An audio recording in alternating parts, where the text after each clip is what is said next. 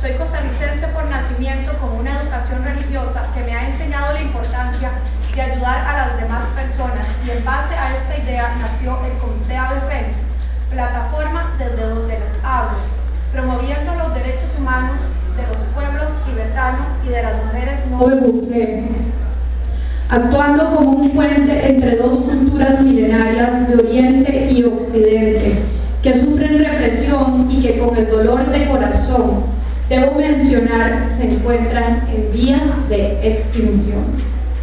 Como ciudadana josefina y artista urbana, y en nombre de Kimi Wong Ramírez, cofundadora del Comité Ave Fénix, mi principal meta es otorgar esta investigación a las instituciones que hoy nos acompañan, para que surja un compromiso de su parte y así transformar la vida de las señoras Nove Bucle panameñas, quienes nos visitan periódicamente. Quiero agradecer por su tiempo y presencia, ya que todas las personas aquí hoy reunidas son tan importantes para resolver esta problemática, aportando su valioso tiempo y soluciones por la paz de estas señoras y por ende de toda nuestra comunidad. El fenómeno de la mendicidad en San José, Costa Rica, integra a seres que lo hacen por problemas mentales, adultos mayores seniles y personas con problemas de drogadicción que vemos deambulando. La mendicidad en mi país es una actividad que se puede ejercer libremente.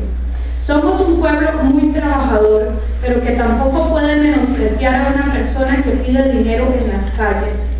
En los últimos años, una nueva población de mujeres Nove Bucle se integra a esta actividad y es necesario recalcar que la mendicidad que estas señoras practican no está asociada con vivir o dormir en las calles o la trata humana, y en su estadía se alojan en hoteles, y la actividad de pedir la colaboración, como ellas le llaman, se ha convertido en una manera efectiva que conocen para generar un poco de dinero, ya que desconocen otras formas para conseguirlo.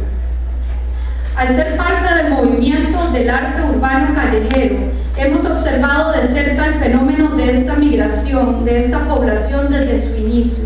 Por eso se tomó la decisión de documentar toda esta información, ya que al hablar del tema la gente especulaba, y por medio de la página web novebuclecostarrica.blogspot.com se muestran los 15 videos con testimonios de las señoras y se describe la situación en general, los pasos que se han tomado para ayudarles ante su emergencia. Y no solamente nos quedamos en esa fase, sino que propusimos la creación de un centro de orientación para la mujer Nove Bucle. ¿Qué es el Comité Ave Fénix? El Comité Ave Fénix es una agrupación que trabaja en actividades de concientización para el beneficio del pueblo tibetano y Nove Bucle, fundado por dos amigas. Nació en el año 2004, cuando Kimi Wong Ramírez y mi persona trabajamos en la producción técnica de la visita de su santidad el Dalai Lama, en ese entonces el representante político y religioso de una de las culturas milenarias más bellas del mundo, y desde ese día nos comprometimos y solidarizamos con uno de los seres más santos y nobles de esta tierra. Al desear ayudar y llevar la voz de un pueblo originario de los Himalayas, pero al caminar por las calles nuestras josefinas y ver a las señoras Nove Bucle diariamente, al enfrentarnos a su realidad recapacitamos y nos hicimos conscientes de que sentíamos inconformidad ante su situación, y así unificamos los esfuerzos ayudando a nuestras hermanas que se encontraban en una situación difícil y cercana al comité. Hoy, con todo el honor que se merece, quiero recordar a mi amiga Kimi Wong Ramírez, conmemorando un año de su descanso eterno, quien se caracterizaba por ser una mujer noble, solidaria, leal, luchadora, emprendedora, amiga, una persona dedicada al trabajo por el beneficio del país, y a quien le fue arrebatado su precioso renacimiento humano. A ella le dedico los méritos de esta labor. Muchas señoras Nove Bucle panameñas han sido separadas de sus hijos por causa de un sistema obsoleto que necesita actualizarse, y a través de las instituciones públicas, quienes demuestran la carencia de ética por el cuidado de los demás. Las señoras Nube Buglé panameñas en su gran mayoría desconocen el funcionamiento del sistema citadino, no hablan el idioma español como primera lengua, no saben ni leer ni escribir. El Estado no se preocupa por facilitarles el acceso a un abogado que las acompañe, un traductor de por medio para entender los términos legales a través del léxico de una oficina gubernamental, y tampoco se han preocupado por obtener un albergue donde puedan alojarse sin costo alguno, mientras recuperan a sus niñas, tomando en cuenta la actividad que vienen a realizar y su situación como extranjeras. Cualquier madre, de cualquier raza, etnia y edad, puede verse afectada psicológicamente por el resto de su vida si le quitan a un hijo. Podría considerarse como un acto completamente violento si suponemos que el vínculo madre e hijo es el más importante de la vida de cualquier ser humano. Las compañeras Nube Buglé quieren recuperar a sus niñas y están sufriendo. Quiero felicitar a una institución que se llama Compartimos Raíces, en donde médicos y otros profesionales y voluntarios costarricenses están dando sus vidas para ayudar a la población Nube Buglé en la zona sur, y son un ejemplo de equipo de trabajo para beneficio de nuestros compañeros y compañeras de las poblaciones originarias. Dirijo mi inquietud a la Universidad de Costa Rica para examinar la posibilidad de que las facultades de Medicina y Farmacia desarrollen un plan de emergencia para erradicar y prevenir la epidemia de la escabiosis, junto a los ministerios de salud de ambos países. En base a este tema, otras de mis inquietudes son saber qué hacer en caso de que una de estas señoras se enferme y cómo podría recibir atención médica urgente por parte del Estado costarricense y a qué institución podría recurrir si esto pasara, ya que se han cerrado las puertas en este momento para atender a nuestra población meta en las clínicas o EVAIS de una manera gratuita. Por petición de la señora Ana Cecilia Jiménez, presidenta de la CODECU, ante la idea de desarrollar concientización en el país sobre la epidemia de tetris, aprovecho el momento para alertarlos y pedirles que detengamos y prevengamos la reproducción de este insecto lo antes posible. Ahora sí, si me ayuda con la diversidad. Proponemos 7 retos para esta reunión. Número 1.